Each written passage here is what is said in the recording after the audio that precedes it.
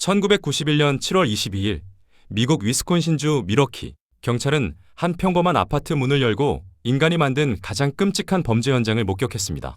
냉장고 안에는 사람의 머리가, 옷장에는 시신 조각이 들어있었죠. 이 모든 것은 한 남자의 집안에서 벌어진 일이었습니다. 그의 이름은 제프리 다머. 오늘 우리는 그의 범죄를 따라가며 한 인간이 어떻게 괴물이 되었는지, 그리고 사회가 왜 그를 막지 못했는지를 살펴봅니다.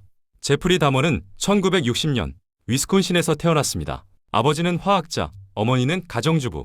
겉보기엔 평범한 중산층 가정이었죠. 하지만 어린 시절의 다머는 고립되어 있었습니다.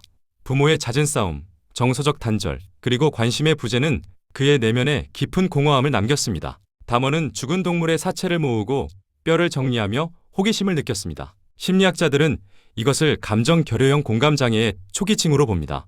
그는 살아있는 존재보다 통제 가능한 무생물에 더 큰 안정감을 느꼈던 겁니다. 1978년 18살의 다머는 한 히치하이커 스티븐 힉스를 집으로 초대했습니다. 술을 마시며 대화를 나누던 중 힉스가 집을 떠나려 하자 다머는 강한 불안을 느꼈습니다. 그는 망치로 그를 내리쳐 살해했습니다.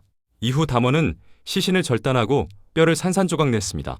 이 사건은 그의 첫 살인이자 소유하지 않으면 떠난다는 왜곡된 사고의 시작이었습니다. 그는 이후 몇 년간 겉으로는 평범한 청년처럼 보였지만 그 내면엔 이미 통제와 집착의 회로가 자리 잡고 있었습니다. 1980년대 후반 다머는 밀워키의 한 낡은 아파트에 정착했습니다. 겉보기엔 조용하고 친절한 이웃이었지만 그의 집안에서는 상상할 수 없는 범죄가 이어지고 있었습니다. 다머는 주로 바나거리에서 젊은 남성들을 유혹해 자신의 집으로 데려왔습니다. 그리고 약을 타서 잠들게 한 뒤 살해했습니다. 이후 시신 일부를 보존하거나 두개골을 보관했습니다. 일부는 냉장고 안에, 일부는 염산용액에 녹였습니다.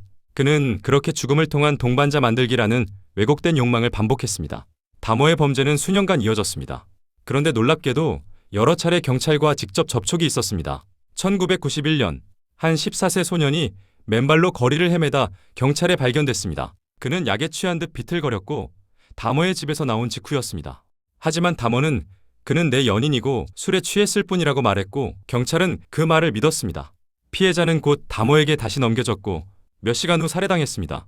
이 사건은 훗날 경찰의 인종차별, 성소수자 편견, 시스템적 무관심의 상징으로 남게 됩니다. 결국 1991년 7월 한 피해자가 다머의 집에서 탈출했습니다. 경찰이 현장을 조사하자 즉시 끔찍한 증거들이 발견되었습니다. 사진 수십 장, 인체 부위, 그리고 냉장고 안의 머리와 장기. 다머는 현장에서 체포되었고 이후 17건의 살인을 자백했습니다. 그는 차분하게 그리고 놀라울 정도로 감정이 없는 목소리로 자신의 범행을 설명했습니다. 법정에서 제프리 다머는 자신은 미친 게 아니다라고 주장했습니다. 전문가들은 그를 정신이상자로 보지 않았습니다. 그는 계획적이고 조직적인 살인자, 즉 이성적 괴물이었습니다.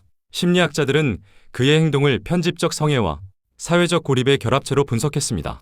사랑받고 싶었지만 관계를 유지할 능력이 없었던 인간, 그 결핍이 살해를 통한 관계 유지라는 왜곡된 형태로 나타났다는 것이죠.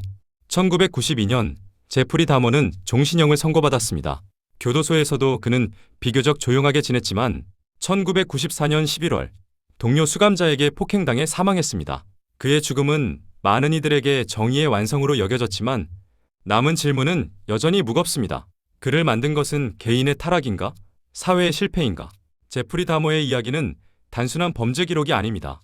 그것은 인간의 외로움, 결핍, 그리고 사회적 무관심이 만들어낸 비극입니다. 범죄를 낳은 것은 한 사람의 광기였을까요? 아니면 그를 외면한 사회의 어둠이었을까요? 이것이 제프리 다머 사건이 지금도 잊히지 않는 이유입니다. 지금까지 제프리 다머 냉장고 속의 진실편이었습니다. 다음 영상에서는 또 다른 범죄의 이면, 그리고 인간 심리의 어두운 단면을 다룹니다. 구독과 좋아요는 다음 이야기를 만드는 힘이 됩니다.